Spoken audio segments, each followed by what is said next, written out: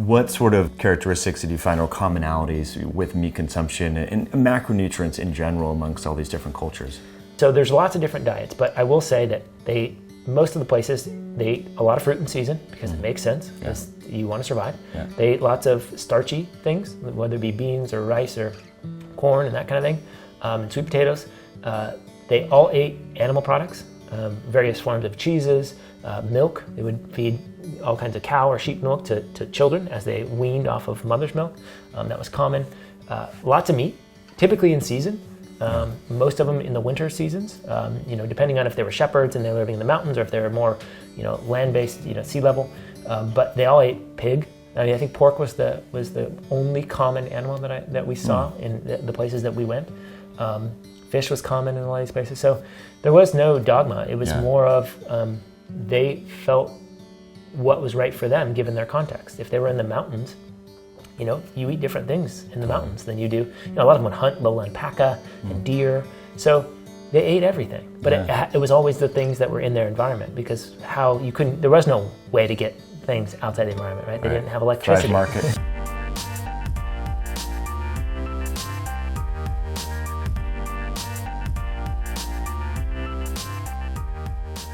Welcome back. That was Jason Prall, director and founder of the Human Longevity Project, which is a great docuseries going on right now. Click the link here or the link below in the description. So if you want to learn how centenarians live, what they eat, friendships, sleep habits, exercise habits, work habits, non-recreational activity, and much more. I think it's very interesting because so many people spend a lot of money on anti-aging remedies, Botox, stem cells, hormones, all that to try to delay the aging process. But Jason's going to help you redefine what longevity is versus what aging is, and slowing down that aging process in a way that may not be a good thing and how we should embrace that. So if you want to learn more about that, the film, the docuseries, the Human Longevity Project is going to be great, as will be this interview. So I'm so grateful that you tuned in. And I'm also grateful for this episode being sponsored by Health IQ, a life insurance company that rewards health promoting behavior like exercise, eating a low-carb ketogenic style diet, breathing through your nose while you're sleeping, and much more. By embarking on these health promoting endeavors, guess what? We reduce our risk of getting diabetes, heart disease, autoimmunity, cancer, and much more. Health IQ gets it, and they reward healthy people like you and I for embarking on these health promoting endeavors by helping us save money on our life insurance premiums. Please, friends, if you have children, dependents, and you're an income earner in your family, you absolutely need life insurance. I'm sure you can save some money and get a free quote to see if you qualify and will save a little bit on that insurance by going to healthiq.com/HIH. Again, you're not committing to anything. Just get a free quote and see if you qualify by going to healthiq.com/HIH. All right, let's talk about longevity, aging, and the diverse array of different food and lifestyle factors that are helping people live well into their 90s and even over 100 years old throughout the world with Jason Prall. Jason Prall, thanks for coming on. Hey, thanks for having me. Good to connect with you. Yeah, always good to see you. Yeah, so the Human Longevity Project, you started 18 months ago. Yep. You've been traveling all crazy amounts, like Costa Rica, all over Japan, the world. Italy. Where else? We went to Guernsey in the UK, where it's a small island where they're actually trying to induce longevity into their population. Greece, we went to Greece. So we've really traveled the world, and all throughout the US, interviewing a lot of experts to help flush out some of the reasons for good health and longevity in these regions around the world. Yeah, Guatemala, Costa Rica. Yep. Or not Guatemala. Just Costa Rica. Just Costa Rica, yeah. Canada, I saw. So yeah, you've been everywhere. Let's see, so for people that, there's anti-aging that gets thrown around a lot, and then there's longevity. So, I mean, how can we characterize or differentiate the two? That's a really good question, actually. And I think it's something that's really important to address from a philosophical standpoint, because anti-anything doesn't really suppose health or produce positive results in a lot of ways. So how would we want to think about it, right? So why would we want an anti-age or not age? I think what that's doing is it's showing us that there's no good that comes from aging, and I think that's totally wrong. There's a lot of good that comes from aging, and I think we need to sort of reframe this discussion about aging and look at it as a positive process. There's a lot of wisdom that comes with aging.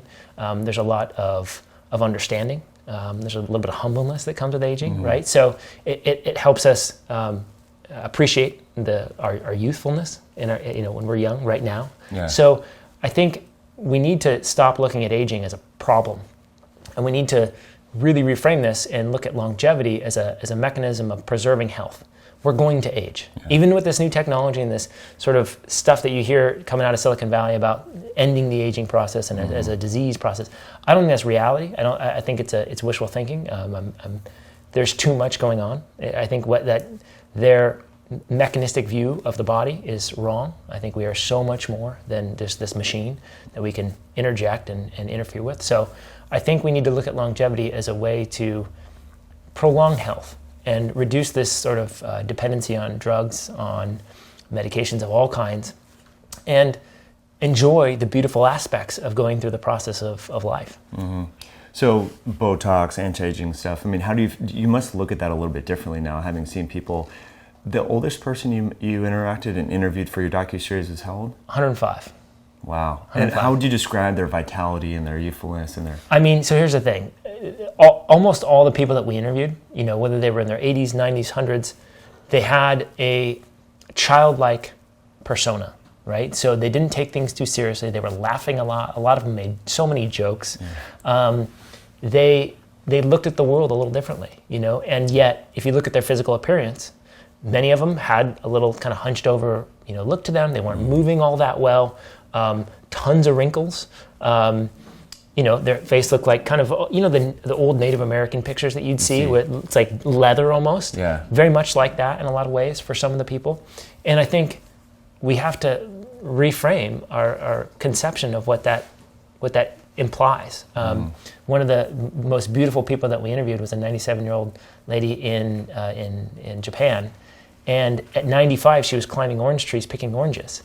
Until her daughter said, "Mom, stop in case you fall." And she's like, "Come on, I'm fine." Mm-hmm. And her whole deal, she doesn't wear glasses. She can read the paper without glasses. Wow. She walks like 2 or 3 kilometers to her friend's house to go visit her friend. Walks around barefoot, takes care of her garden, able to till up her soil. So even though she has this sort of wrinkly old look to her, she's still full of vitality and functions really, really well. So I'd rather be that than sort of a beautiful, corpse in a casket, right? Yeah. I think there's a big difference there. Totally. Yeah, and it's contrived, it's fake, and people can see through that. And I think 100%. It seems very unnatural when you see someone that is in their 70s, 80s, and whatnot, and they're really trying to restore that youthfulness, whether it's through hormones or Botox or surgery. It's like incongruent. The human brain is so much more intelligent and can see that. Yeah. I think we fear death, right? I think that's what that's showing, is that we're afraid of getting old. We're afraid of losing what we once had.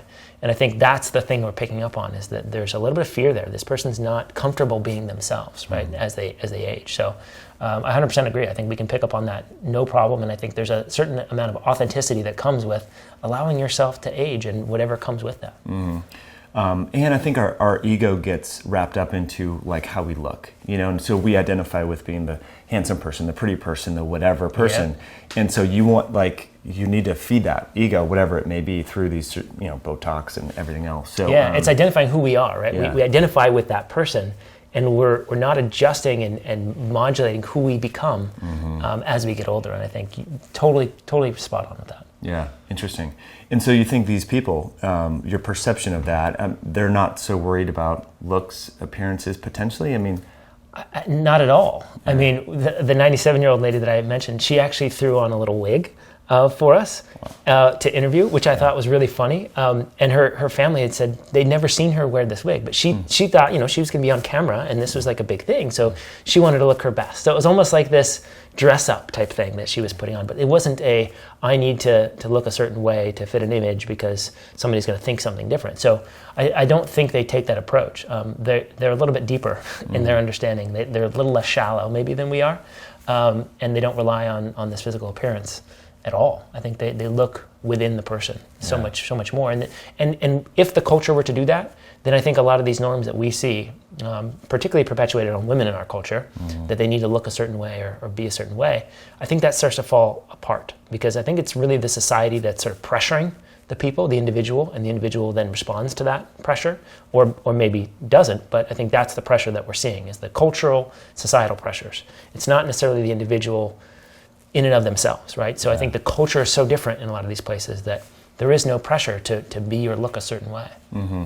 And I'm just thinking out loud, maybe the pressure to look that way, it stems from accelerated aging. So maybe people in their 30s are starting to look like maybe in their 40s or 50s, and then maybe folks that are living this healthy lifestyle that I want to get into the details of which I think is important, but mechanistically, if we want to drill down a little bit, because some people do, in their 40s, they feel like they're not vital. Yeah. They're tired, they're fatigued, they have hair loss, all this sort of stuff. How is our current modern lifestyle, how is that like accelerating the aging process in your eyes? I think there's so many ways. I mean, first, from just the process of our day, I mean, there's so many things we're doing wrong when it comes to preserving our health and maybe even looking good, right? So, I mean, all the toxic chemicals that we have in our environment that are all relatively new, in the past 100 years. These are all new stuff, all new things. So I think that is a big one, from the soaps to the detergents to the shampoos to the makeups to, the furniture to literally everything around us. I mean, that's a big one. So I think if we can, from an actionable standpoint, if we can just reduce that load, I think that's a big burden that we can sort of relieve off ourselves. I think this 9 to 5 pressure and work and trying to make a living. Hustle. I mean, the hustle, the Gary Vee hustle. Mm-hmm. And I love Gary Vee, but that mentality alone, sleep when you die type mentality is a really big issue.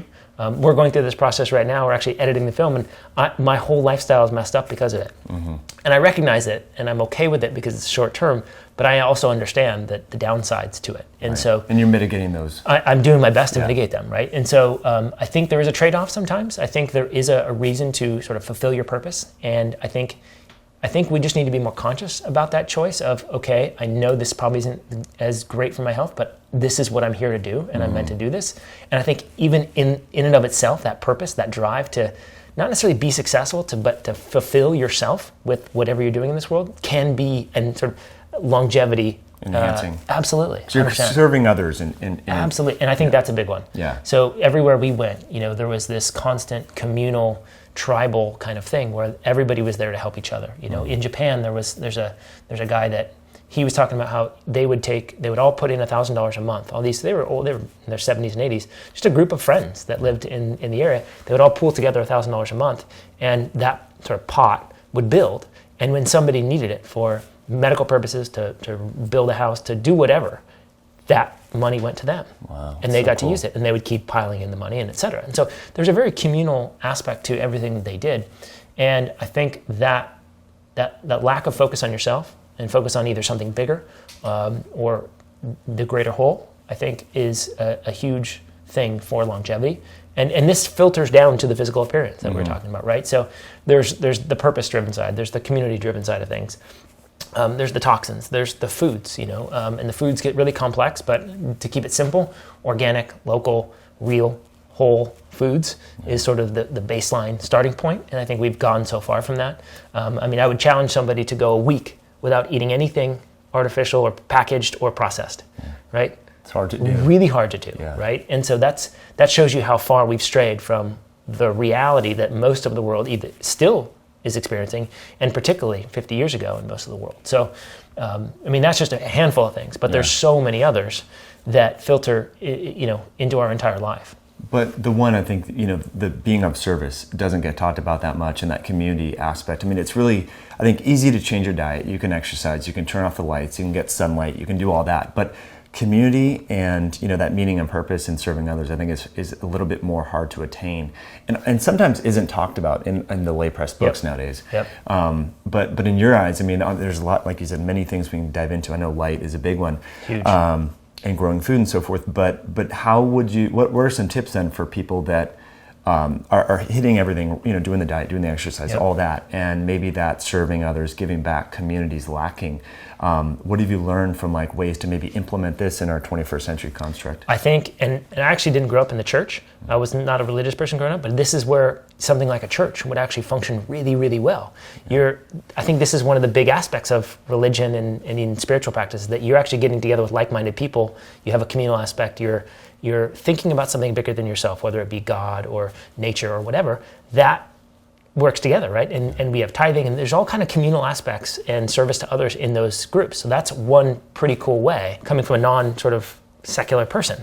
And then another way is to find your purpose and see what that is. Because once you have something that you're living for, the purpose is almost always bigger than yourself. Yeah. The mission is always bigger, the things that you're doing. So when you can sort of step out of this 9-to-5 hustle, making a buck, moving your way up the corporate ladder, whatever it is, there's a certain point, yes, you need to feed your family, you need to provide that safety net. But at the same time, if you're doing that and you don't have a purpose to what you're doing, I think it's going to be tough to sort of serve others. So I think the purpose and serving others can go hand in hand. But finding people that you just share views with can often provide an opportunity to help others. I mean, yes, you can go to, donate your time and donate your money. I mean, those are all good things too. Yeah. But I think it's bigger than that, right? Writing a check to somebody, we don't write checks anymore, but still, writing a check to somebody isn't going to fulfill that need or that benefit, I think, quite the same. And so I think you just have to find your groups and find ways to interact with your local community. And that can be as simple as going to a farmer's market and interacting with those people, or even a co-op, right? We've got a couple co-ops here in the greater Seattle area, and you can get to know those people, right? So I think you just find the people that you have similar interests with, and those opportunities to help others will come from that. Totally. Sense of community is it's really a big deal. Huge, I think. Yeah. And I think we're learning more and more. George Slavich at UCLA? Oh, absolutely, yeah. The social genomics revolution, if you will. We're now showing, right, and his work is pretty big, and there's others too, about how this social environment will actually result in epigenetic switches, right, changes and things like that. And I mean, if we think about this on a sort of more biological but also bigger perspective, we have all kinds of organisms within us, right? So we need to think about our body and our function is actually one of the requirements is community, right? And working together. So we work together with our gut microbiota, we work together with our mitochondria, they work together with us, and so we're kind of this host, right? That's just carrying these guys around, and they rely on us to live, just like we rely on our planet and the people around us, right? So we have sort of these microcosms that we kind of see from the microbiota level to the humanity level to the earth, right? So everything kind of has to have this sort of communal relationship and work together. Yeah, great point. Let's talk about like socializing after, a big thing in corporate America and stuff is like happy hour at 5 o'clock or whatever with alcohol. And it seems like from our talks before we started recording that happy hour and socializing was a big component of like these cultures that live a long time. 100%. Yeah. I mean, we also have to take into context, a lot of these people were shepherds, they were working in fields, they were doing hard labor, both men and women. And so they might be working for 13, 14 hours a day, physical activity constantly. And then after that, they would go meet up with their friends at the coffee shop and take down a couple liters of wine. Like literally, liters of wine. Yeah. And so it wasn't necessarily the quantity of alcohol or anything. It's like, what did they do during the day? Most of them were outside. They were physically active. They were eating real natural foods. And then they would go drink locally produced organic. I mean, they didn't even have the word organic, right? It's just normal wine, right? And so alcohol was common, but it was a means by which they could all come together and see their friends and talk. And actually one guy was telling me, I think this is in Greece, he said, it was common we'd walk to work in the village, and if I saw a friend, we'd sit down and have coffee. And they'd have coffee all day and end up not going to work, right? Yeah. So there's no boss that they had to report to. That they just understood priorities. When they saw a friend, that's what they wanted to do. And sometimes another friend would come, they might drink wine or whatever. That was the most important thing for them. That's amazing. That's so different from our culture, right? I mean, 100%. Think about it. And so, but that they're happy, they're healthy, they have meaning, their purpose, and everything like that. Yeah. So the alcohol, a lot of it you said was homemade too. So they make wine at home. 100%. Beer. Yeah. They view alcohol totally different. I mean, you can't get good alcohol in the U.S. It's just not possible, in my opinion. I mean, they were producing like Tsiporo and Ouzo in Greece. They would produce this at home in natural ways. They would grow grapes in their backyards and produce wine, and then a couple weeks later, they'd drink that wine. So they were using them differently as well. So they would use them for digestive purposes in a lot of ways. So they would have wine maybe during siesta, after they would eat. They would have a little bit of tsiporo when they would have food, right, which would help facilitate digestion. And then when they'd have parties, Greece is sort of known for their panegyrides, these big parties that last from 5 p.m., have dinner, all the way till like 8 a.m. Wow. They wouldn't sleep. That's right? amazing. So we talked about circadian rhythms totally screwed up. Sleep is screwed up. But at the same time, they were drinking, dancing, playing music. They were the dancing circles all night long, hanging out with friends. From 5 years old to 95 years old, everybody in the village was there having a good time in this setting. So they just do things so much differently that we can't look at alcohol as being good or bad. Yeah. It's what's the source, how is it being produced, how much are you using it, and what's the context in which you're using it. So with all this knowledge now and seeing very healthy people seemingly doing a lot of things that we have studies to show may be counterproductive, like eating red meat. I want to talk about that. Yeah. Eating carbohydrates, having alcohol. Does it make you kind of revisit or rethink that the paradigm under which how we do research maybe is it's incongruent maybe with all different? We can't apply that to every single human, right? It's context dependent for Westerners maybe. 100%. And I think there's so much underneath all that studying it does sort of become ridiculous in terms of a applicable way, right? So I think where research thrives is understanding mechanisms, right? Yeah. This does this and this does this. That's great. Cool.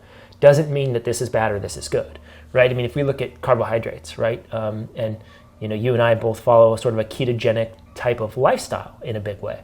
But at the same time, that doesn't mean that carbohydrates are bad metabolically or that there's anything going on there.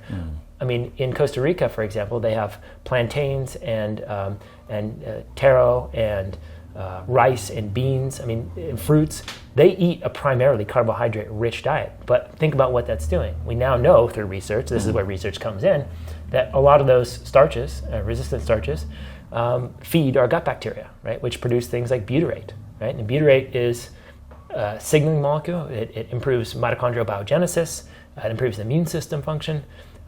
It signals to other bacteria as to what's going on. So it heals leaky gut.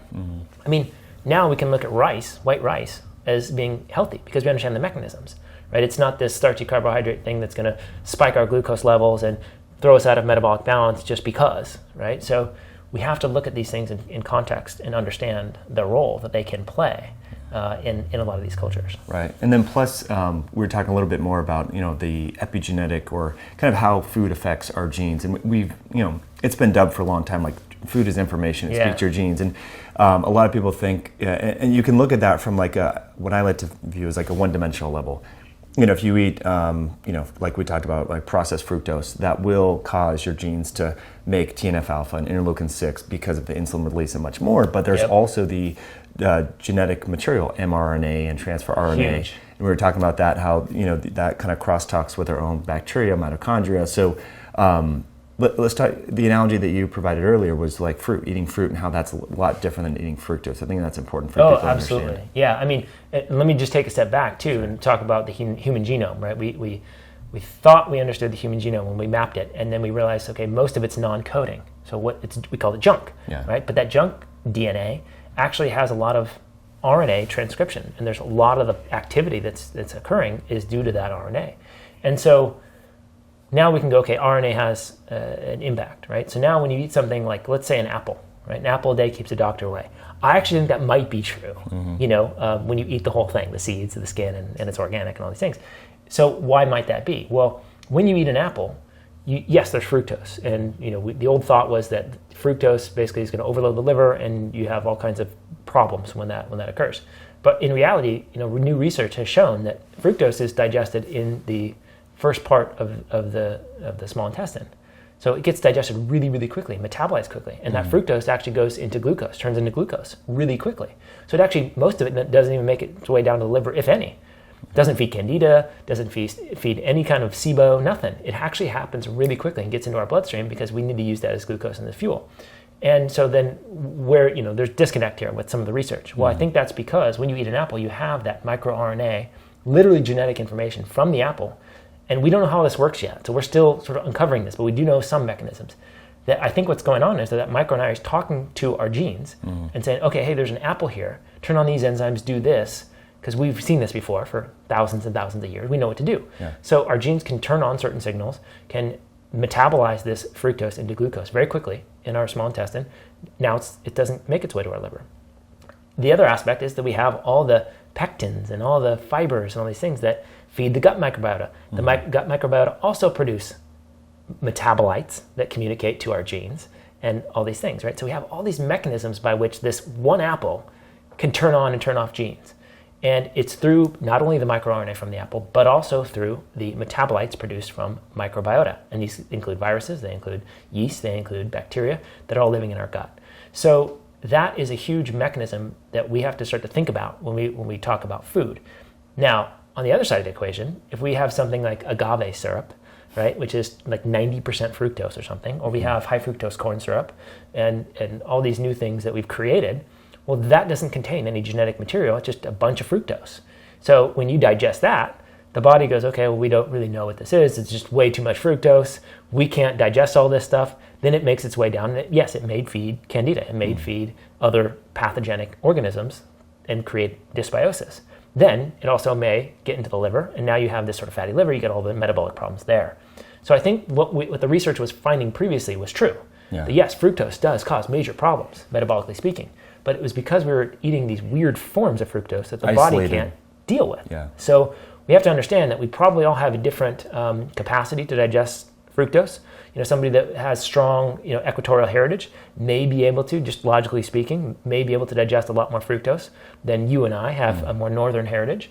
Hard to say, but it's reasonable to suspect that's true. And so, yes, you can overdo it on fruit to the point where you don't have enough metabolic activity and enzymes to be able to break down all that fructose into glucose quickly. And so, yes, some of it may get into the liver. So it's not to say eat all the fruit you want, out of season, out of context, and there's no repercussions. There still may be repercussions, but an apple, blueberries, papaya, pineapple, they are more than just fructose. They're information, they have fibers, they have all kinds of things.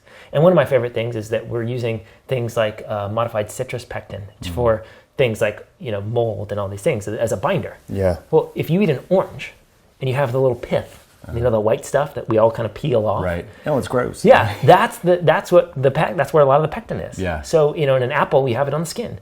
So we're doing all this other stuff. We could just be eating the real foods. Mm-hmm. Another good one is watermelon. We literally bred watermelon to not have seeds. Mm. Well, the seeds used to be used as for to improve kidney function. You'd make watermelon seed tea to improve kidney and bladder issues. Mm. So why don't we just eat the real watermelon, eat the seeds because they're healthy for us, and stop messing around with all these fake new things, But it's so inconvenient, Jason. You have seeds in your watermelon? Come on, One of my favorite bits is actually from Seinfeld, where he's talking about this. And he's like, you ever try to pick up one of the seeds off the ground? It's a nightmare, So, they are hard. Yeah, so that was the whole reason that we shifted, scientists into figuring out this problem of how to get rid of these seeds. Yeah. Convenience, man. Yeah. I mean, I love Amazon. Don't get me wrong. I love technology. However, we got to draw a line somewhere, especially when it comes to food. But I think that's a really new, novel concept. I think in 2014 was one of the first papers to establish that microRNA from food. Maybe it was 2012, something along those lines. MicroRNA from food actually causes an upregulation or change in our own genes. Yep. And maybe if you wanted to define it, I could too, whatever. But what is microRNA? Because we hear about genes, we hear about protein. The way that I describe microRNA is kind of like the language in between. So it's a gene products. Yeah, and that's a pretty good definition. I think that the most important thing is to recognize that RNA can bud off. From bacteria, from everything that's in our gut, right? And one of those sort of budding offs is this microRNA. There's just this piece of genetic material, genetic information that has the ability to communicate. I mean, it's sort of like just a language, it's the ability for things to communicate with our own body. And this is the mechanism by which we understand our environment, right? Yeah. So if we think about our microbiota as environmental sensors, right? Sensing our immediate environment rapidly, quickly, every day, every hour, that's what it's doing. And through that sensor, it's sort of like a translator. It's going to translate the information that comes into your mouth and into your digestive tract and then talk to not only your genes, not only your sort of nuclear genome, but also talk to the mitochondria and tell your mitochondria, here's what's going on, here's what we're doing.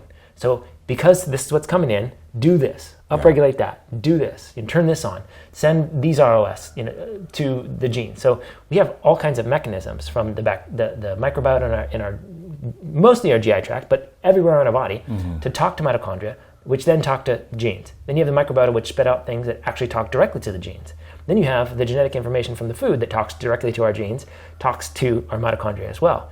So you have this like three-way internal communication, and then you throw in the fourth way, which is food primarily, that has another mechanism of action. So we have all this sort of crosstalk happening between food, microbiota, mitochondria, and our own genome. Now, if that is all in alignment, then we can make sense of things. If we start eating foods out of season at the wrong times of day, things that are maybe our heritage was not really good at or wasn't familiar with, we may start to cause problems, and we don't understand the information very well. I think that's the concept I think is important. I think the big question is for a lot of people, are we able to induce adaptation with our own microbiome to a certain level? For example, oxalates get a bad rap, but if you go into Africa, they have oxalobacter bacteria, right? And we know different bacteria. If you eat like sushi in Japanese culture, right, there's a certain bacteria that will degrade some of the algae material, right? So what's your perception on the ability to like kind of force through mass action shift? I think, so I love the Japanese example, right? And really what they did is they picked up the ability to create an enzyme that helps them break down seaweed, right? How did they get that? Well, they ate a lot of fish, raw fish. So that's the sort of mechanism by which they incorporated sushi, fish and the seaweed, probably along with the white rice, which we now know helps feed other bacteria. So this sort of combination over time will not force the body, but it suggests the body that it's smart to adapt to these cues. And so I think over time, I don't think we know how long that is, but I think it's reasonable to say that, especially over generations, that if you're doing the same things, the genome will start to recognize, okay, in order to operate in this environment in this way, we need to adapt, right? We have this idea of epigenetics, right? We talk about this a lot in integrative functional medicine, all these things. Well, I think a lot of times we think about epigenetics from our own human genome standpoint, but we have to recognize that epigenetics is important from the microbiota level. Epigenetics is important from the mitochondria level, because mitochondria have genes. And so it's, a lot of these gut tests that we see out there today, even the newest ones that are coming out that are, claiming a lot of things, I think we're jumping the gun, because to some degree, it doesn't necessarily matter what's in your gut. It matters what genes are being turned on. Right? So we make this point about our own human gene. Oh, it doesn't matter what genes they're there, it's what they're doing. Well, same thing with the microbiota. It doesn't necessarily matter which bacterial and viral and genes are there. It matters what they're doing, what's being turned on. And we haven't gotten to that point yet. So we don't know epigenetically what's happening. So I think it's a very hard question to answer, but I think we can logically kind of think through this, that if we continue to do the same things that are local to us in our environment, and we integrate with the soils and the plants in our local environments, then we start to, this information body starts to recognize and be able to translate that a little bit easier. That's such a great point, because some of the results from the Human Microbiome Project have found that bacterial genomes and the phenotype, if you will, the phyla, very diverse. There's a lot of diversity geographically, right? And even though people that are unhealthy tend to have reduced bacterial diversity, but then there's some healthy people with reduced bacterial diversity as well. So not so much about the bug as it is maybe the protein or the epigenome or the products they're making. And the balance. Yeah. So if you take like a multicultural city like, I don't know, San Francisco, okay? You've got all kinds of cultural heritages that live in San Francisco, in that area. What happens if you take away the Koreans, out of all the Koreans out of San Francisco? Well, the dynamic's going to change, right? Just because of the cultural heritage and the interactions, And so I think this is what we have to think about our guts. If you take a certain species out, then it's going to be a different balance. And there is no good or bad. Just like there's in a multicultural city, there's no good or bad. It's just a matter of the dynamics. And so I think this is what's interesting, is that when you start to shift dynamics, then you'll get other things. Probably not good or bad, it's just an adjustment that the body's making. So the balance, I think, is key too. And again, we have to recognize how ignorant we are to understanding this stuff. We don't know enough yet to say, go insert this bacterial species into the microbiota, and that's going to cure things. And I think the other thing that we forget is that it's not just bacteria in our gut. It's actually mostly viruses. The virome is much bigger, genetically speaking, than the bacteria. So we're more than just bacteria. We're yeasts. We are, viruses. We have, parasites, if you want to call them that, that play roles that prevent allergies and asthmas. And so, we've seen worms in research that the populations with worms have less allergies and asthmas, which actually goes back to the Amish studies that we can look at. The Amish are notorious for having much less ADD, asthma, allergies, autoimmune conditions, etc. Turns out they're actually integrating with their environment. Lots of animals, lots of pets, lots of things. And so They have a lot of worms, eh? Oh, I don't know if they have lots of worms. Okay. But I think we can reasonably suspect that if you're dealing with a lot of animals, pigs you're generally going to have more of these sort of what we would think of as pathogens. But they're not pathogens. There's no such thing as a pathogen, I don't think. I think it's just a matter of balance. I think it's a matter of when certain things get out of whack, yes, they can become problematic. But generally speaking, it's the balance. And if you have good, these commensal things that we typically like to think of, if those are prevalent and you're feeding them and they're expressing the right genes, then I think everything stays in balance. I mean, you got to recognize that the microbiota, they want us to survive. We are their hosts. So killing us is a really dumb idea. Yeah. And so their goal is not to kill us. Their goal is to continue doing what they do. And so again, we got to work together on that. Yeah, and then the host environment is key, like the barrier for the gut, and then the immune system and everything like that. But I think the transfer of bacteria. You mentioned the fish and the Japanese and the seaweed. We used to hunt and gather and hand harvest food. Kill gazelle. Jeff Leach and the Human Food Project. Okay, it was a really interesting discussion I had with him a few years ago about after the hunt. People in the hunters of the tribe in Tanzania, after they would kill a gazelle, they would eat the colonic contents raw. Yeah, isn't that and their crazy? hands were dirty. They would go prepare the food, kiss their husband or kiss their spouse, and daughter and everything like that. And so that lateral transfer of bugs we don't have. We go to Safeway. We buy macronutrient similar quantities of meat that they would eat, but it's very sterile. And so I think it's kind of interesting because now there's this whole carnivorous diet movement. Have you been hearing about this, where people are eating 100% meat, which if that cures your depression, totally cool with me. But we're not comparing apples to apples. Yeah, I think our whole view is wrong. I think we are trying to find a diet that's going to solve our problems, and the Western mentality right now when it comes to diet is so different from the rest of the world. Wherever you were living, and particularly before 1950, your goal was to survive. And so you didn't have this thing of like, okay, I'm supposed to be ketogenic, so I can't eat too many mangoes and papayas. You're going, no, papayas are growing on the tree, or the mangoes are growing on the tree. I'm going to go grab them. I'm hungry. Yeah, like they're really good, and they're right there, and they're free. I don't have to do a lot of work. So I think it's just a matter of survival for a lot of these populations. And so cultural plays a big role, right? I mean, not everybody eats the gut contents of the animal that they just killed. That's a cultural thing that's been practiced, and so that's what they do. So I think there's a lot of different strategies. I think the other thing that it shows us is that humans are supremely adaptable, and we can do a lot of different things. And there is no right way to do anything. It's just a matter of what our bodies have been adapted to do, and I think a lot of that comes from our cultural heritage, our location on the planet, and what we've been doing. So, eating a lot of meat may be a good thing for you. May be a good thing for you right now. Maybe not so good 5 years from now. So there's a dynamic balance. I mean, I've actually gone to like a 90% vegetarian diet or 95%. I felt great, and it's for no other reason than I just kind of felt that was the right thing for me at the time. Yeah. And so I think we have to kind of get in touch with what feels right for us and get out of the dogma a little bit, and recognize that if we are eating whole natural foods, that's the most important thing. And then you do what's right for you based on how you feel and your perceptions of things. But following the dogmas of this is the best way to do things, I think is a little naive. And I think the other aspect of meat that most people forget is that for a lot of cultures still, they're eating it raw. So I mean, I don't know anybody that eats raw chicken. Yeah. Our friend of ours, Michael McAvoy, has done this raw food diet. But that's a practice. Yeah. But again, if you were to do that chicken better be really clean, well harvested and clean. Yeah. And they must be in touch with their microbiota, right? The microbiome in the soils. So again, everything comes back to microbes, seemingly, and the environment. Yeah. That's amazing. What sort of characteristics did you find or commonalities with meat consumption and macronutrients in general amongst all these different cultures? First of all, there is a wide range of foods that they all eat. So some eat, in Japan they were eating a lot of soy. They were eating a lot of different vegetables that we don't even have here. A lot of different weird root vegetables that we don't have that are amazing. A little bit more fish, a lot of white rice, a lot of sweet potatoes.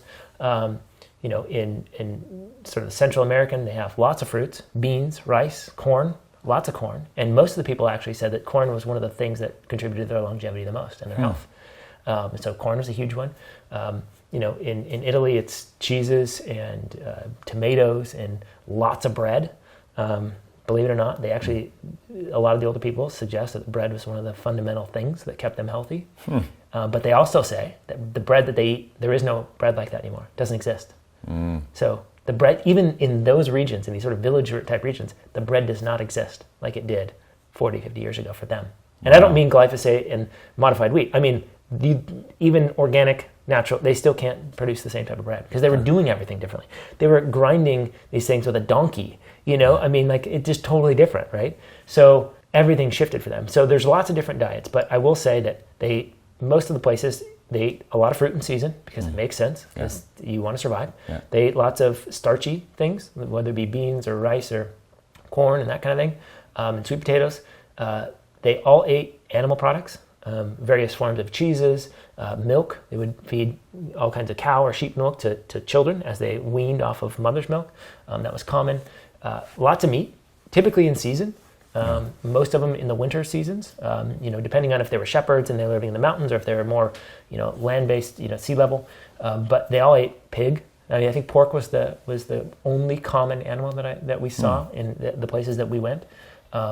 Fish was common in a lot of these places. So there was no dogma. It was more of they felt what was right for them given their context. If they were in the mountains, you eat different things in the mountains than you do. A lot of them would hunt lowland paca and deer. So they ate everything. But it was always the things that were in their environment because there was no way to get things outside the environment, right? They didn't have electricity. Drive market. Yeah. That's amazing.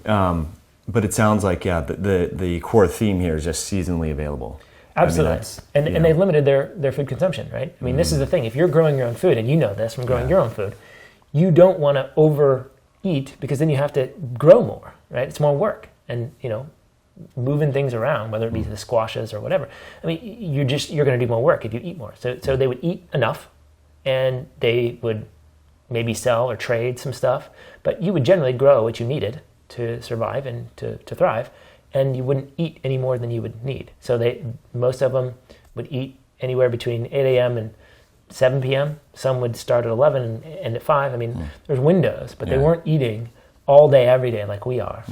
And they were moving a heck of a lot more. So even if they were eating more, they could because they were moving so much. So I think that was a big theme, was that they kept the food consumption in a window that made sense, that we're trying to force now because we have to. Sure. Right? And did they eat in groups or by themselves or with family? I mean, it's always in groups, right? I mean, you sat down and you ate with your family. Eating by yourself in that context is almost laughable. I mean, a lot of preparation. Or something. Yeah, I mean, usually the women were really good cooks and they were responsible for taking care of the household and not sweeping and mopping like we do here. I mean, like actually taking care of the household. I mean, in a lot of the cultures, they would say that, if men deserve a Nobel Prize for the work, the women deserve 2. This is a common thing that we heard, was that women were pretty hard-working people, and they really kept things together. So the women were cooking and preparing things, and so it required everybody to work together. You couldn't just quickly prepare something. They don't have the stoves and the kitchens that we have, and especially back in the 60s and 70s when a lot of these people were adults. So the context was totally different, but they would always eat in groups. Cooking for many is so much easier than cooking for yourself. Everybody cooking for themselves just takes forever, and it doesn't make any sense, right? Not efficient. So, So now, are you likely to whip up a smoothie and then go in your car and drive? I mean, has it totally reframed how you view dining?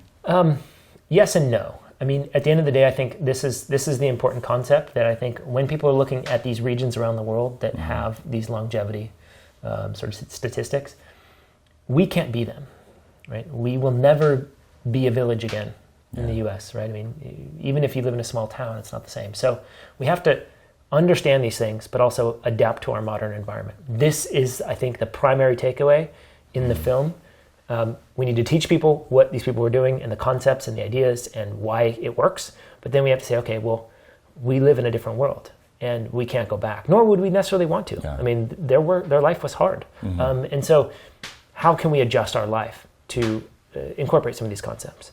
So I've always thought it was important to cook your own food and hopefully local and eat with people. But it's just not reality for a lot of us, all the time. So if we can just recognize, become aware, and try to incorporate these things, I think that's really the key. And don't feel, don't beat yourself up if you're not living like somebody, in Costa Rica. Sure.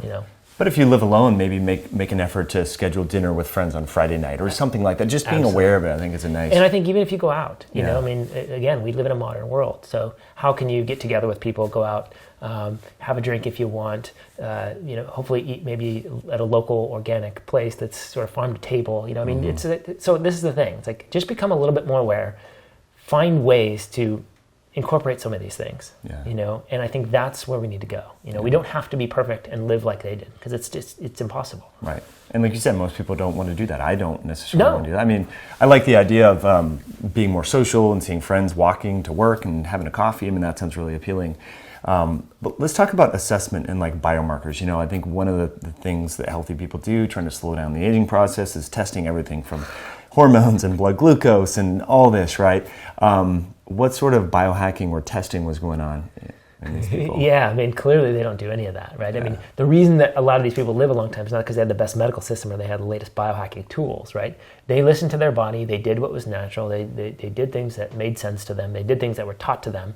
So that was in existence. But that said, we actually have an episode in our film that is dedicated to sort of what to do with new technology. Because I think this is a double-edged sword, this technology craze, right? We can use it and think that it's going to change us, which I think is the wrong view, or we can use it to help us understand our behavior and what's working, right? So somebody might recommend to you that you do intermittent fasting, right? And you say, okay, great, I'll do intermittent fasting. And you're like, you're not sure if it's working, kind of feels good, but you're not sure, or maybe you're doing an infrared sauna and you're not sure if you're getting out the toxins.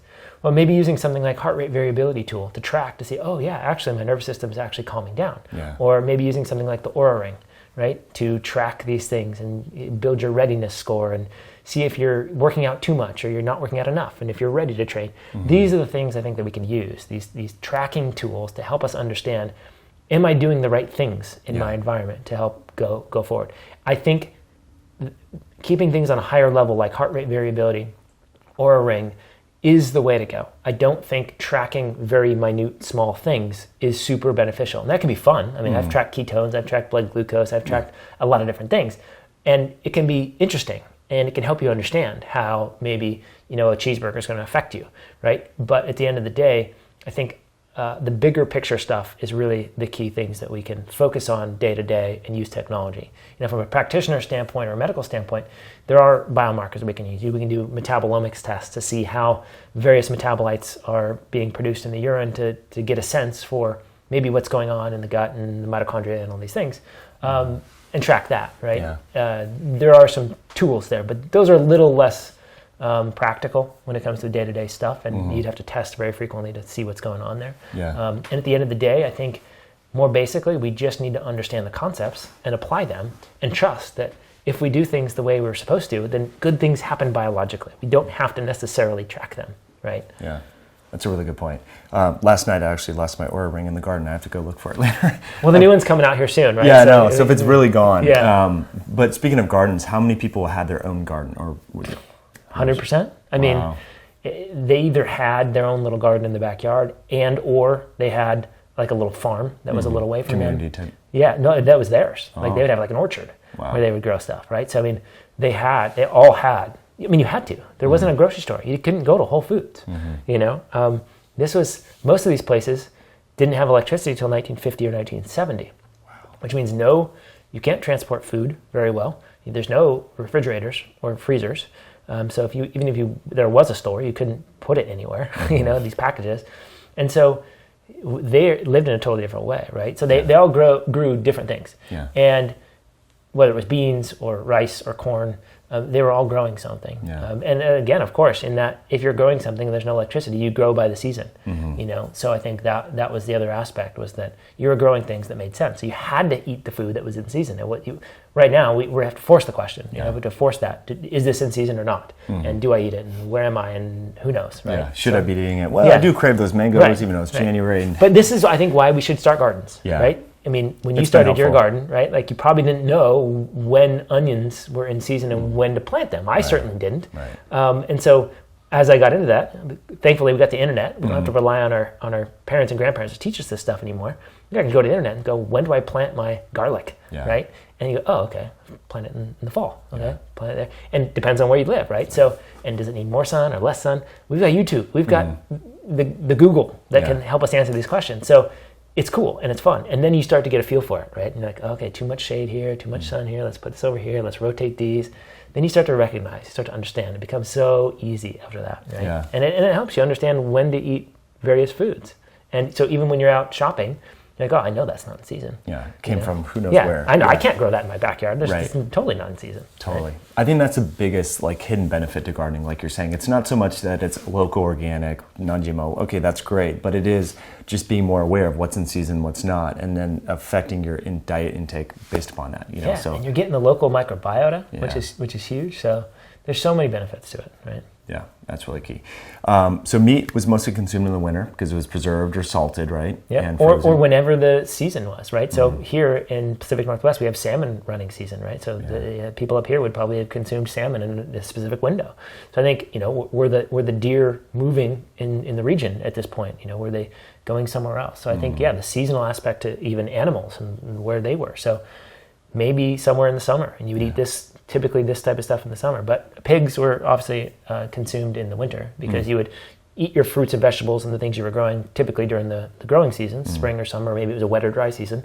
And then, you might harvest or slaughter your pig in November, December when you don't have as many vegetable fruits growing. And so you now shift to more of the meat stuff. So, and then there was, there's always religious stuff. So there was things there, and there was celebrations. And so if you were having a panegyric for Saint Christopher in the village, then you might consume a bunch of meat at that point. So there was all these cultural practice, religious practice that influenced when you would eat meat and all that kind of stuff. But it definitely wasn't every day. It wasn't like we're going to eat meat every day. I mean, most people didn't have access to it, and it was hard to do that. So, but some did. So it's not a matter of that's good or bad. It's just a matter of what was reality for them over generations. Yeah. So do you let that principle kind of guide your eating now? For me, a little bit. So we interviewed Dr. Walter Longo, who's done a lot of the sort of fasting mimicking diet.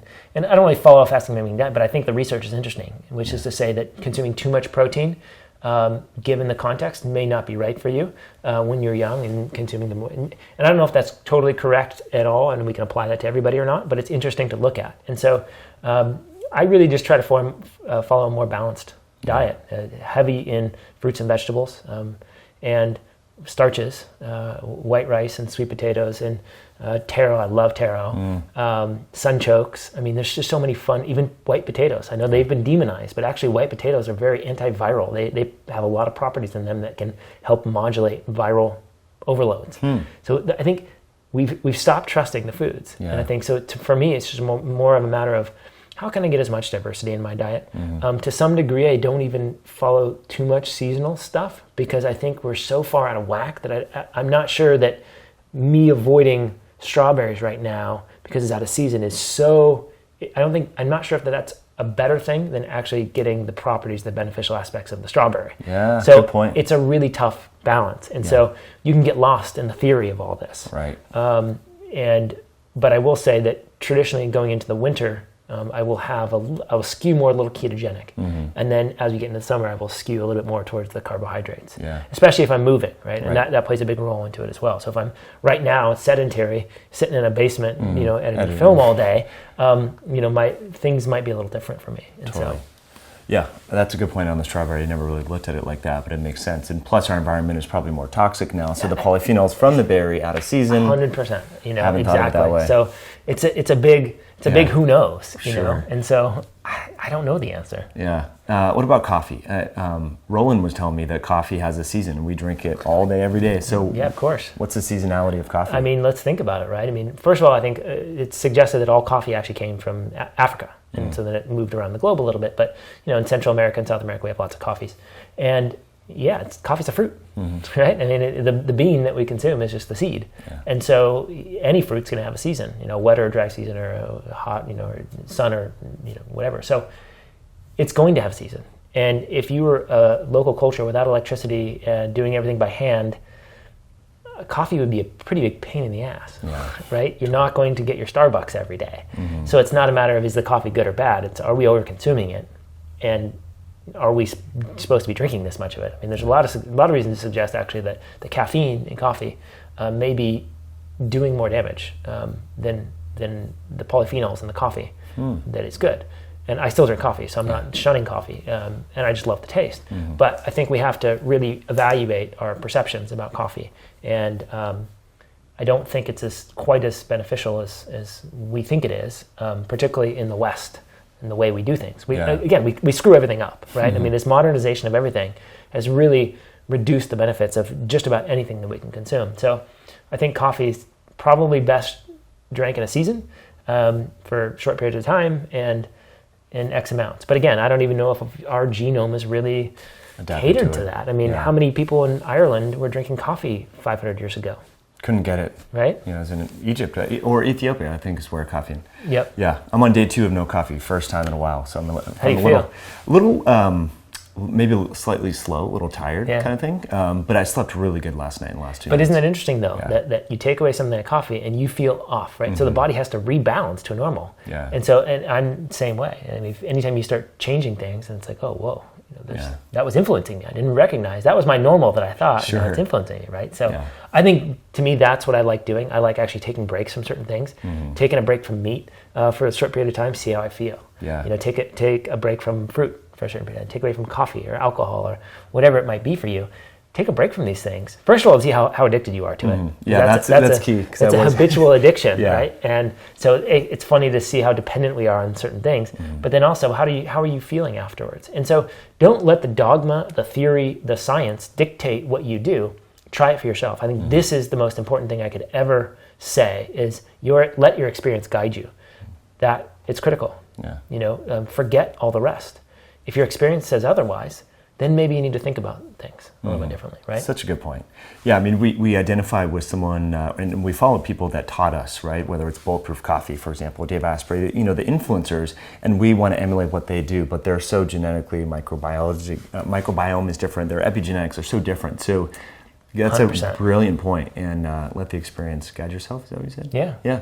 Yeah, I mean that's the ultimate teacher, right? I mean, knowledge is really not that beneficial. It's just not. I know it's vaulted here in the West, but it's the experience that is really what provides wisdom, and the education that we're lacking, I think, is an experience in our culture, which is why nobody can find the answer. Everybody's looking on the internet and looking to quote unquote experts. You are the expert. Listen to your body. Listen to what it wants. Listen to how it makes you feel. And sit with it. I mean, it's tough. We have to really re-engage who we are, how we feel, and make decisions based off that. If we can do that, I think you're so much more likely to find the right answer. Yeah, great point. And don't blame yourself. This is going back to what we were talking about earlier about when you eat certain foods, there's genetic information and so forth, and the body's responding in an appropriate way, and maybe putting on excessive amounts of body fat, which has a perception that you're broken, you're wrong, you're insulin resistant, etc. The body's responding to those messages appropriately and maybe protecting you. So just keep in mind, and then tinker and test your diet and environment. And cycle things. I think everything in the universe that I know of cycles, and I think it's not necessarily a bad idea to cycle in and out of things and try some things and take a break and reintroduce them. And it's not a matter of good or bad. It's, sort of pushing and pressing different buttons and letting your body sort of get this hormetic stress, this idea of hot and cold, right? It's not like hot's great and cold's bad or cold's great and hot's bad. It's like you need both. If you're sitting at 72 degrees inside all the time, 12 months out of the year, probably not the best thing. Sure. You want to get that stress. You want to get that hormesis that's going to allow you to recover and sort of adapt and be more resilient as you go. Yeah. Speaking of pressing buttons, so let's talk about light. When these cultures, you said, got electricity in the 40s and 50s, right? And so they're probably accustomed, their lifestyle of going to bed earlier, not utilizing technology. What was a common thing in terms of like going to bed and sleep-wake cycles? Yeah, I mean, so I think it was Greece, the guy that we talked to, I think that he said that they didn't get electricity till 1970. That's almost a full 100 years after we got it, which means most of his life, I think he was 94, 98 or something. Most of his life, they didn't have electricity. And so, I asked him, I said, well, what'd you do when the sun went down? Half of them said when we went to bed. Half of them said we would light some kind of oil lamp or something, right? And we'd talk, we'd tell stories, right? So, I think the best way that we can conceptualize that is camping, right? Yeah. And I mean without the Coleman, LED lanterns that we could buy now with the, 4D batteries that go on the bottom. Real camping. And what would you do when the sun goes down? Well, you build a fire, you'd sit around, you might play some cards, you might play some, whatever, right? And you would talk, and you would share stories, and you would BS, and you'd kind of just chill the heck out. Yeah. We need to slow down, calm down, and interact with one another. And I think that was the big theme, is that they would operate on the sun cycle because there was no really other way to do it. I mean, yes, you had some oil lamps and that kind of thing, but you wouldn't just light up your whole house with this oil lamp just so that you can sit around.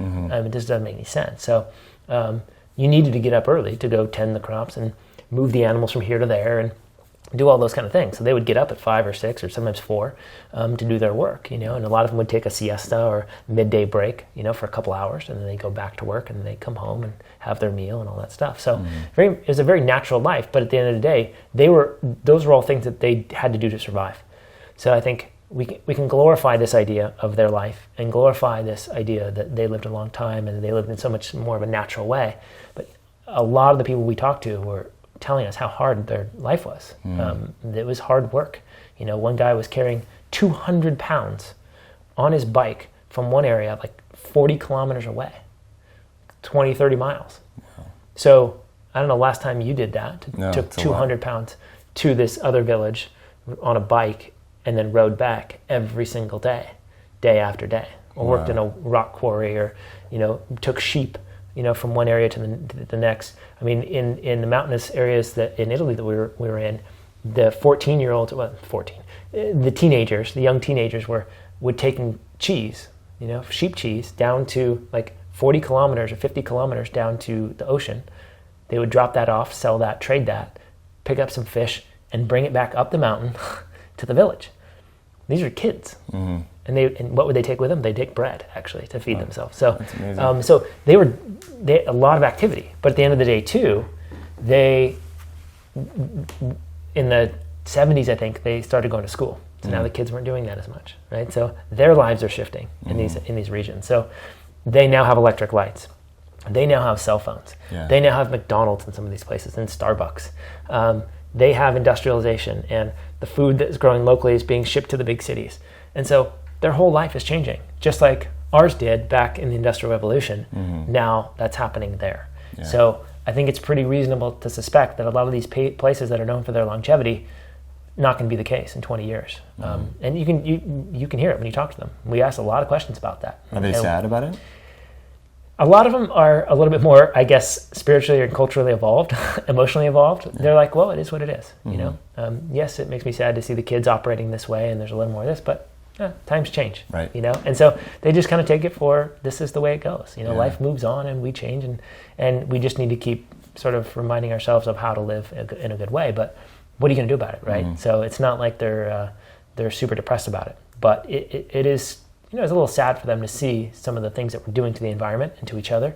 I think that was their biggest, sort of downer. Well, your work will help people better understand like lifestyle, actionable things that they can do to improve their life, and that's the goal. Yeah, the goal is to produce that understanding of the basics, right? I mean, I'm sure you've talked to some people, either friends or clients or whatever, when you're trying to get them to understand circadian biology and circadian rhythm and the importance of going outside in the morning to get sunlight in your eyes, maybe go for a quick walk, it's a very basic thing, and it's very hard to understand why that is so important for our health, right? And we have to also show that the idea of not getting that is new, and that for our entire evolution we were doing that. And so I think this is the point, is to really show the power of the basic things, why it's important to eat local food, because the soil microbiota that exists there transfers knowledge to our own microbiota, and the food as well transfers knowledge, and that transfers knowledge to our genes and our mitochondria, which then express different genes and keep us healthy. And so this is complex stuff, but yet the answer is basic, right? So we're trying to show that all these basic things are so powerful and why they're powerful. And so I think to some degree this will be a very helpful tool for practitioners, medical doctors, anybody working in the healthcare field, to help them understand what we should be focusing on, because we do get a little geeky in some of this stuff. So if you're a science geek, I think you're going to like what we have. And if you're just a layman who just wants to know, what do I do, and why are these people living a long time, it'll be helpful from that point too. And also it's just fun to talk to these people. Totally. I mean, they are absolutely hilarious. And some of the things they say and some of the wisdom that they have, truly profound. One guy told me, and I don't remember if this was on camera, but he said, I asked him what was the biggest change that he sees in the younger generations and in the culture now. And he says, well, when I was young, the mind was calm and the body was busy. Now, the mind is busy and the body is calm. And I thought, wow, that's super profound. So simple, but yet it can explain everything. We're so in our heads and our minds are going nuts, but we're sedentary. And yet their bodies were so active and their minds were so calm. They're so serene. It's like they had this amazing combination of being this Spartan athlete, but also like a monk, and like they had both. And that's kind of what you want, right? They have the amazing ability to switch autonomic functions, right? Sort of this stressed out mode of working and pushing yourself and then going right back into parasympathetic, rest and digest, sleep, calm, repair, rejuvenation. And we lack that. We lack the ability, the flexibility to go back and forth. It's so interesting, but it seems like a lot of us are chasing that through ultra running, marathons, like you mentioned, Spartan, and all those different events. So, but yet we're going from busy work to then training to getting up early, and so it's I think we're bored. Yeah. I think we're bored. I think we're emotionally bored, psychologically bored, physically bored. I remember when I was, remodeling my house here in Seattle and doing the backyard and planting gardens. It was like I had like a purpose. I was accomplishing something. Whether it was, changing the grade of my lawn so that the water would run off the right way, or building the beds that I was creating, or building a fence. It was like my body was active. I was able to sort of get into a zone to some degree. In other words, I wasn't checking email and worrying about this and a million things. I was focused on the task at hand. Yeah. And when I was done, I saw the fruits of my labor, right? So like, what's next? Yeah. and not only that, especially with gardens and these type of things, it had long-term production, right? So it was like very rewarding. And so I think we're bored. I think we lack our purpose. We don't know where to go with it. Socially, we're disconnected. We're fear porn all over the media and social media. I think we're looking for outlets. And I think this is why these Spartan races and these marathons and these CrossFit gyms and all the things that we're doing, we're trying to reconnect with sort of our primal instincts, our community, our connection, our tribe, our movement. We're trying our best to get out of the situation that we've created, and we don't even recognize it. And then we come home and we kind of engage in it again, right? But it's not the individual's fault, I don't think. I mean, yes, we have to take responsibility for our individual actions, but I think the bigger issue is society and our culture. And once that starts to shift and we start shutting off the Kardashians and, the news channels, and we get back to more small social communities, I think all this stuff will unfold so easily, because that's what you notice when you go to these places. They're not trying. They're not suggesting that this is what we got to do to maintain our longevity and our health. It's just the way they operate. And one of the most fascinating things that I think is really interesting when you look at the people studying longevity from a scientific perspective, right? There's research papers and there's, epidemiological studies. There's all kinds of stuff that they're looking at. And what was really profound to me, and this is what was important to go to these regions to try to get answers for longevity and optimal health, is that you have to be there. And when you're in some of these places, you just feel it. You just see it. The mystery is gone. It's kind of palpable. The energy is different. 100%. You totally get it. So just to give you a sort of real example, we would get up in the morning, and keep in mind, we're in Costa Rica, we're there on a job. We're trying to find these 100-year-olds, and we're like, okay, where are we going to go? Hey, we got a translator. We got to figure out how to do this, get around. Where are they? All these things. And we were only there for a limited time. So we were sort of in this sort of stressed out work mode to some degree, right? Yeah.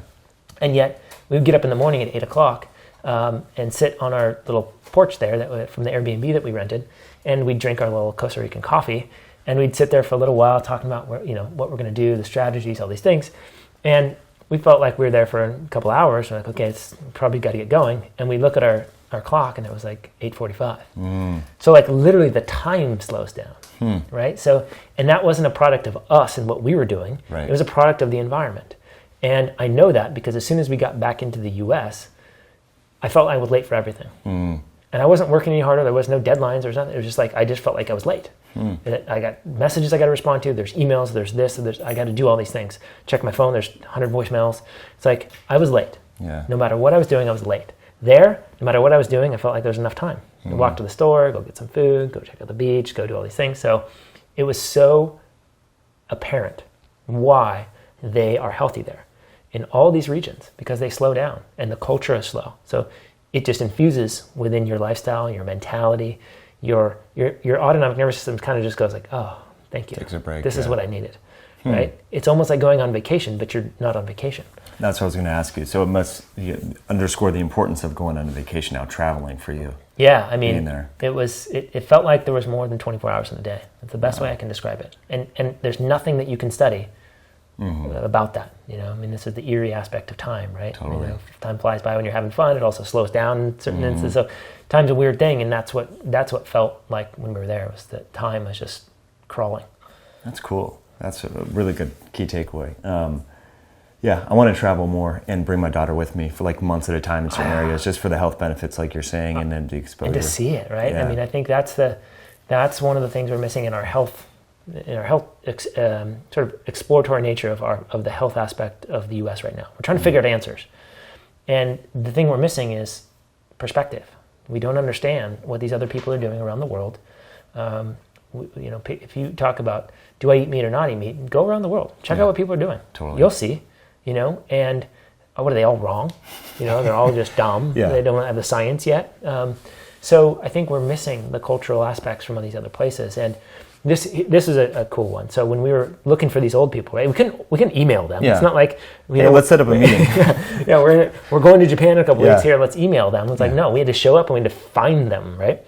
And sometimes we'd literally knock on the door. They didn't know we were coming. And we knock on the door and say, hey, does so-and-so live here, through our translator, and then try to explain what the heck we're doing, and can we film you? And then, you know, they don't really like, what are you talking about, right? But every time, they're like, yeah, come on in. They were so welcoming, and then so willing to share, show us things, and then oftentimes they would insist that we sit down for a meal. Almost always. That's so incredible. It was like, I don't know, what if you were to go around your neighborhood? And It'd be like 5 minutes. All right, gotta go, buddy. Thanks for stopping by. Or like, what do you want? Yeah. You know? Or they won't answer the door. Sorry, I don't have time. Yeah. I'm not buying, right? Yeah. Whatever you're selling, you know? And so I thought that was very fascinating. And so you see this over and over and over again when you travel, is that most people in these cultures are so much more welcoming. Yeah. They're just curious. They want to get to know you. What are you doing? You know, hey, join us for a meal.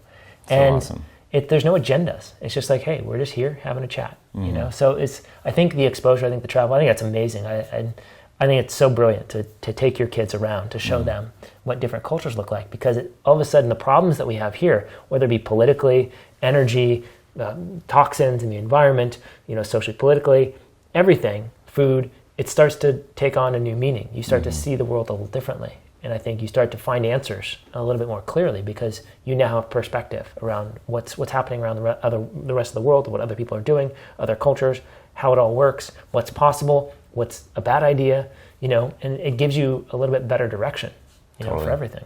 That's awesome. All right, Jason. Well, people can really, I think, vicariously kind of figure things out by watching your film. It's going to be a docuseries. So there's multiple 7 episodes? No, there's actually going to be 9. So we have cool. so much content that we actually had to build out 9 episodes. And that's the goal, actually. We wanted to show people what these regions look like on film. We wanted to show who these people are, what 97 can look like. You know, a lot of people fear old age. Yeah. Again, this anti-aging sort of thing that we have here. So we wanted to show what these people can look like, what healthy aging can actually look like for you, and what those environments are like. So I think that'll give people a little bit better perspective than a book or a blog article or a podcast, and it's certainly better than a research paper. So we wanted to show this and hopefully get the feeling across through film what some of these places are like compared to what we see every day. And so that's kind of the goal. And we cover a lot of different topics, from circadian rhythm to a big one that's often forgot is when it comes to longevity, birthing, pregnancy, breastfeeding, right? I think arguably what happens between, you know, preconception and 15 or 20 years old is maybe the most important thing for longevity. So, you know, you and I being well past that at this point doesn't mean that we're screwed. It just means that if you're a new parent or expecting or trying to have children, maybe you can think about, for your child's sake, what can I be doing right now to facilitate good health in my child, right? Yeah. And it goes back to the same things: eating local, you know, interacting with the local microbiota, good community, you know, all these, good rest, good sleep. So all that's worked in. And another thing that we talk about is traumas. You know, this is often missed, right? Yeah. Childhood traumas, inherited traumas, a new area of research in the science that's really cool. how are these traumas affecting our behavior, but not only that, our biology. We now know that these traumas can affect biology in profound ways, acting through the nervous system, potentially acting through water. Very interesting mechanisms there, and maybe even just DNA as being sort of this sort of microchip of information that gets passed down. We don't know all the mechanisms, but we know for sure that traumas are massive when it comes to health. So these are all the things we have to talk about, along with the community and the purpose, and how we treat old people. Do we shove them in an old folks' home because we don't want to deal with them because it's going to put strain and stress on us? Or do we incorporate them into our society, in our family, and allow them to play a role that's going to help them be, to live a more purposeful life after the age of 70, 80, 90. Yeah. I think it's a big one. I think that's huge. So, I saw my grandmother's health just go down the tubes when she went to a nursing home. And think about what that can do for us. We Right. gain that wisdom, we gain that understanding. So I think we're missing a lot when it comes to how we treat the older generation. So we literally are looking at all of this. And I think most importantly from a biology perspective, we're looking at mitochondria and microbiota and epigenetics. So we're looking at how all these things, like how would purpose actually confer longevity, right? Conceptually we can understand, but okay, biologically speaking, how does that filter down to mitochondrial function and epigenetic function? Big question. Right. So we're aiming to answer these things. So, that's so awesome. So it brings perspective, right, about some of these more esoteric or weird ideas that are hard to wrap our minds around and say, oh yeah, it actually does impact microbiota function. It does impact mitochondrial function and does turn on and turn off certain genes. Yeah. So. Well, it's key, and it exposes, yet again, a non-dietary factor that affects health. So many people are just focused on diets, intermittent fasting, keto, exercise, but like you said, childhood events, early life exposure. I mean, that's light, key circadian things. rhythm. Yeah. It's amazing. Well, we have 3 final questions we ask every guest on the show.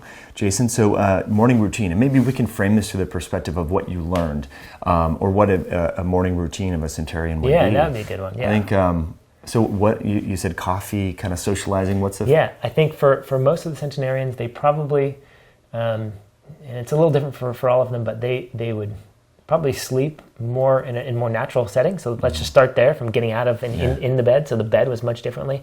They were closer to the ground, more natural. But they would wake up. They would probably consume a little bit of food, but probably not much. Most of them, 40, 50 years ago, weren't drinking coffee or anything like that. They would go tend to their work right away. So they were literally getting up, going outside, which I think is critical. A lot of them didn't wear shoes for some of the times that they were outside. Shoes were more for parties and indoor things.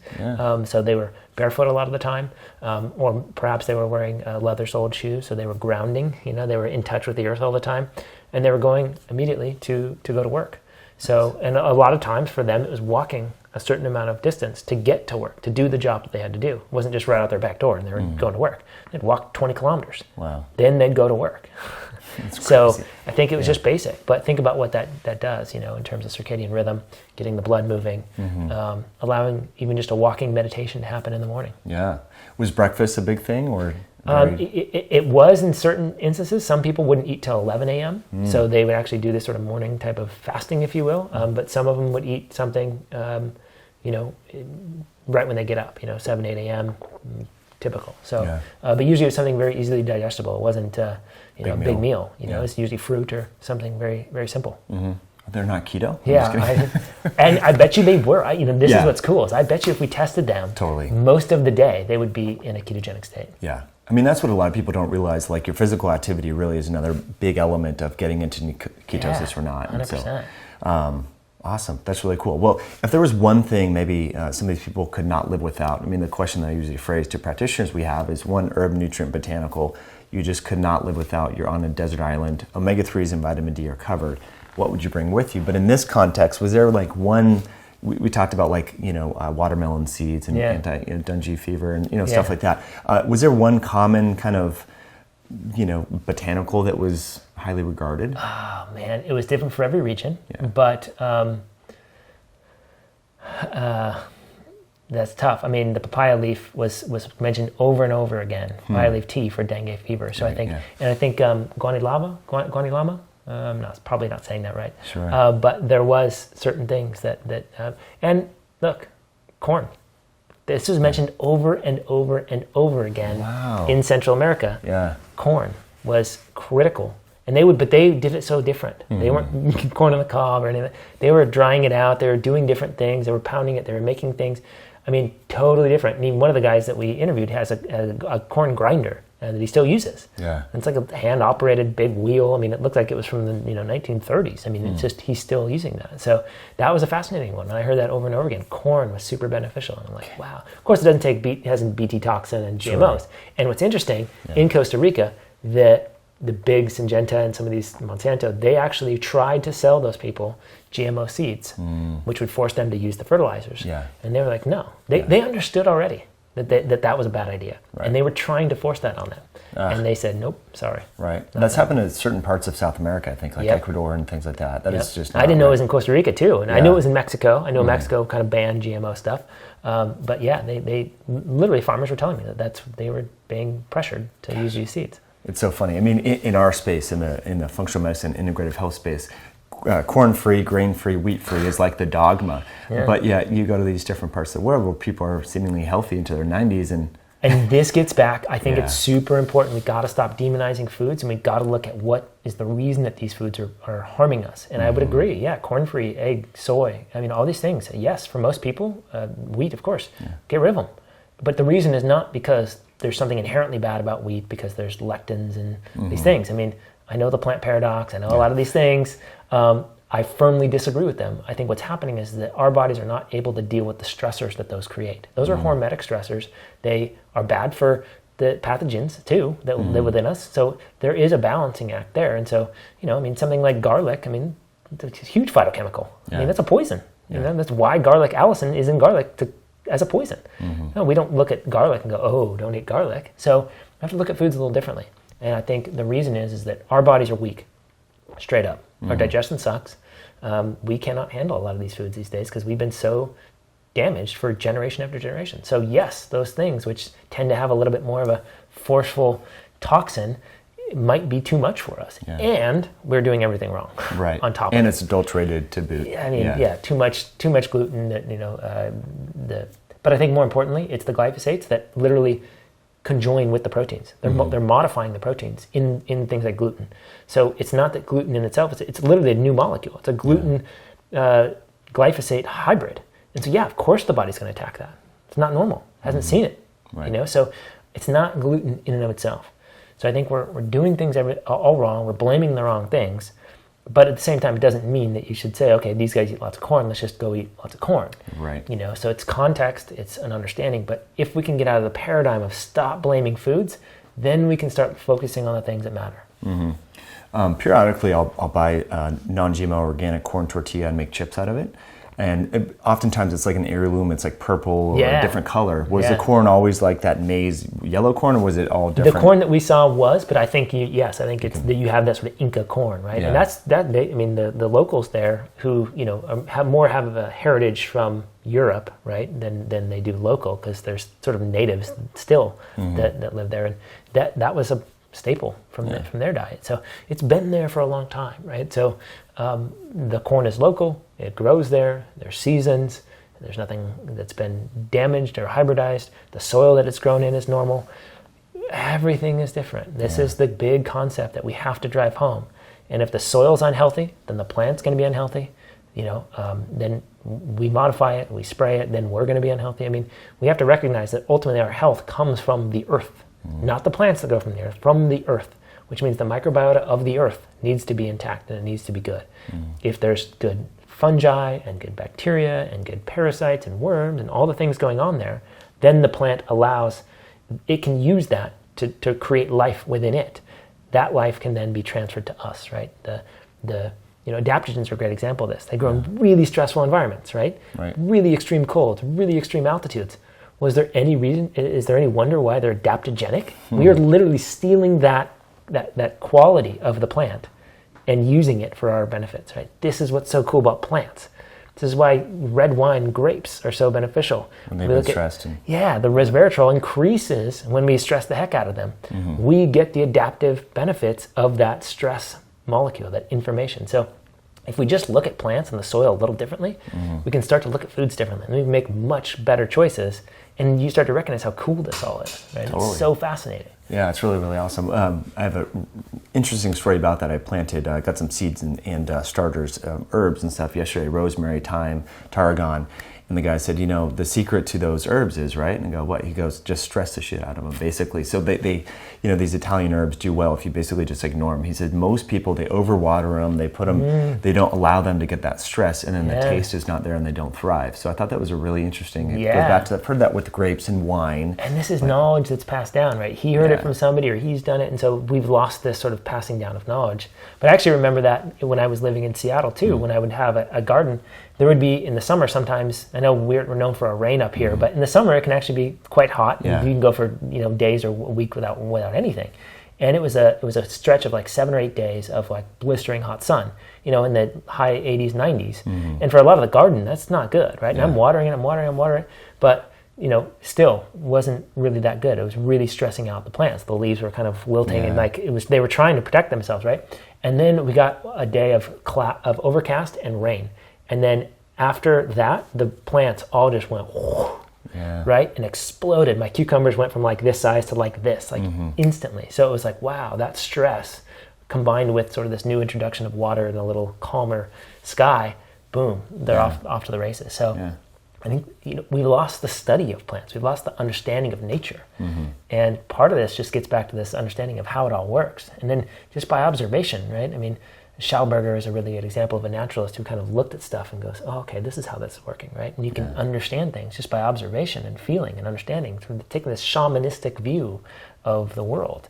And all of a sudden it makes sense, right? But through research and science and separating ourselves from it, it's really hard to understand. Totally. Yeah. One final question. So we like to ask every guest on the show, Jason, if you were to bump into a parliament member, a politician of sorts, thinking like big picture, what would you tell them in terms of a lifestyle or health tip now that you know all this information about longevity? What a good, weird question. I would tell them to meditate. I would tell them to meditate. I think gaining insight and through meditation would probably be one of the most beneficial things for any kind of politician to sort of connect with themselves. And I think that's probably the best advice I can give them. Love it. Jason Prall, thanks so much for coming on the show. Thank you. Really Pleasure. It. Guys, if you want to check out the docuseries, which I would highly recommend I'll put a link below and actually right here where you can learn a little bit more about it. It's called the Human Longevity Project. It starts May 5th? May 7th. May 7th. Okay, so definitely check it out. Thanks so much for tuning in. If you like this video, please hit that like button and subscribe to the channel.